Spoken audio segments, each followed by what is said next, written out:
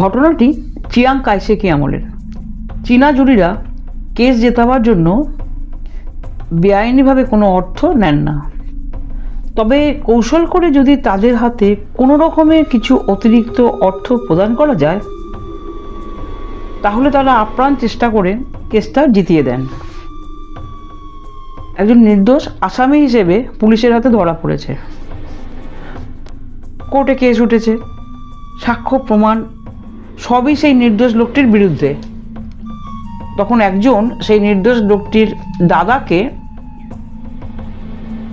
জুরির হাতে যেমনভাবে হোক অতিরিক্ত টাকা পৌঁছে দিতে বলল, তাহলে সেই নির্দোষ লোকটি বেকসুর খালাস পাবেই পাবে।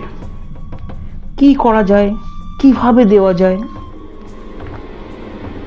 অনেক চিন্তা করে প্রথম দিনের মামলা শেষে যখন জুরি আদালত থেকে বের হলেন তখন রাস্তার উল্টো দিকে থেকে মস্ত এক ছাতা নিয়ে সেই আসামির দাদা জুরিবাবুর দিকে এগিয়ে গেলেন।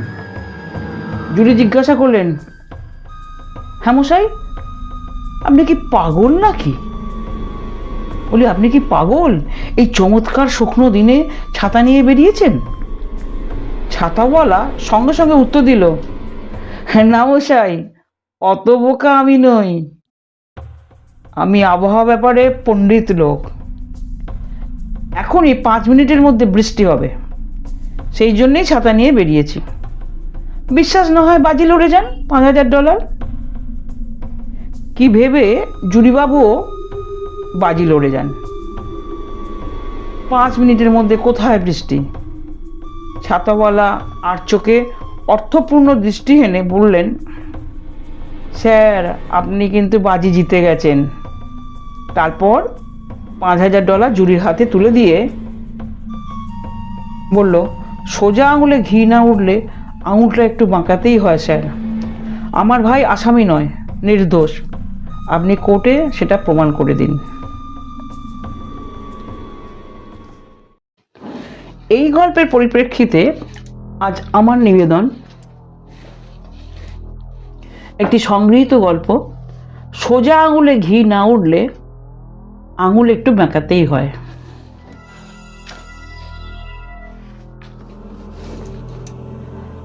81 বছরের বৃদ্ধা মহিলা মধ্যরাতে তার 85 বছর বয়সী বৃদ্ধ স্বামীর ঘুম ভাঙিয়ে বললেন,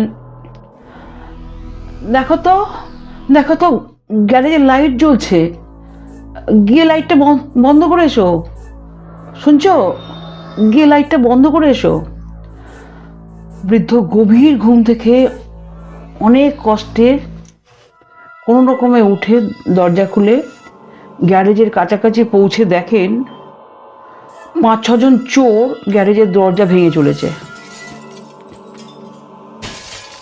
বৃদ্ধ তাই দেখে কি করবে না ভেবে কিছুক্ষণ অপেক্ষা করে লোকাল থানায় ফোন করেন। হ্যালো হ্যালো স্যার, হ্যালো, বাড়িতে আমরা কেবল 2 জন বয়স্ক মানুষ রয়েছি। কয়েকজন চোর এসে আমার গ্যারেজ ভেঙে চলেছে। প্লিজ প্লিজ হেল্প করুন, প্লিজ দয়া করে পুলিশ টিম পাঠিয়ে দিন। আমার ঠিকানা হলো ড্যাশ ড্যাশ ড্যাশ ড্যাশ। ওদিক থেকে জবাব এলো, ঠিক আছে স্যার, চিন্তা করবেন না, আপনার ঠিকানা নোট করে নিলাম। আমাদের টিম বিভিন্ন এলাকায় টহল দিতে গেছে, ফিরে এলেই আপনার বাড়িতে পাঠিয়ে দেব। উত্তর শুনে তো বৃদ্ধ ভদ্রলোকের মাথা গরম হয়ে গেল, রক্ত টকবক করে ফুটছে, প্রেশার অস্বাভাবিক রকম হাই।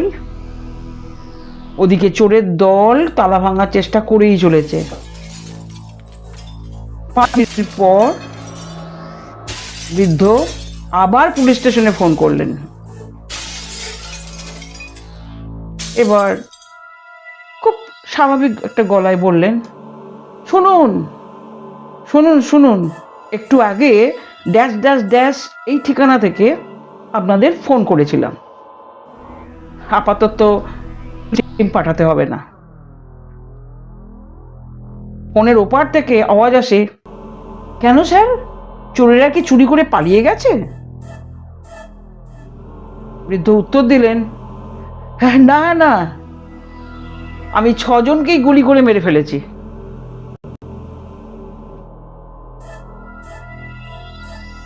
এই কথা শোনা মাত্র পুলিশ স্টেশনে হুলস্থুল বেঁধে গেল।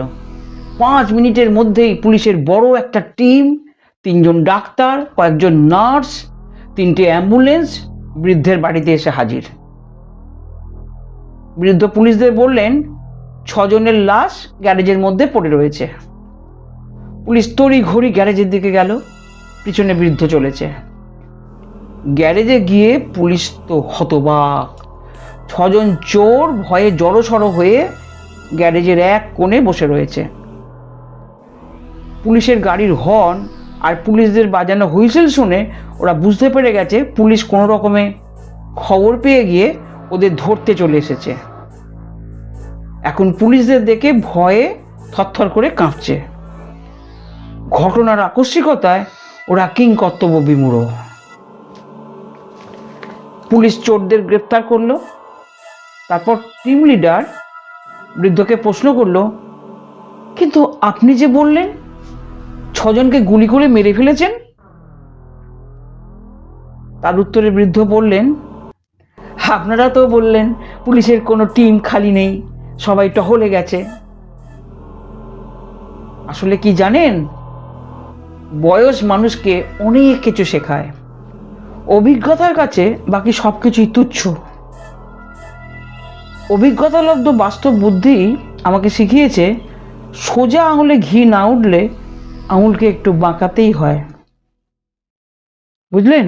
সোজা আঙুলে ঘি না উঠলে আঙুলকে একটু বাঁকাতেই হয়। নমস্কার।